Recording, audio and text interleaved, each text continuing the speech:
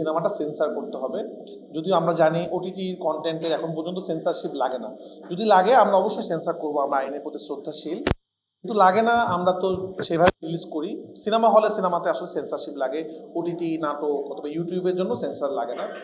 But হঠাৎ করে আমাদেরকে জানানো হয়, চিঠি আসে আমার কাছে আমার ঠিকানায়, যে এই ছবিটি মুক্তি দেওয়া যাবে না, এই ছবিটি সেন্সার করতে হবে। এটা একটা আপত্তিকর জিনিস, কারণ এটা কোনো আইনের যেহেতু আইন নাই সেন্সার হওয়ার, তারপর আমরা সেন্সার বোর্ডকে সম্মান করি, আমরা সিনেমাটা সেন্সার বোর্ডে দেখাই এবং বেশ কিছুদিন পর সিনেমাটা সেন্সার বোর্ড থেকে ব্যান করে দেওয়া হয়। তারপর আমরা আবার আপিল করি, অনেক দিনের যুদ্ধ, অনেক মানুষ চাচ্ছিল কন্টেন্টটা দেখার জন্য অনেক বছর। তারপরে অবশেষে সিনেমাটা সেন্সারশিপ মুক্তি পায়, আমরা সেন্সার পাই, অফিসিয়ালভাবে আমাদেরকে সেন্সারশিপ দেওয়া হয় যে এই সিনেমাটা সবাই দেখার জন্য। তো খুব ভালো সময় মুক্তি পাচ্ছে, বিজয় মাসের সময় মুক্তি। সিনেমাটাও আসলে একটা বিজয়ের মধ্যে দিয়ে যাচ্ছে, তো এই জন্য আমি খুবই খুশি।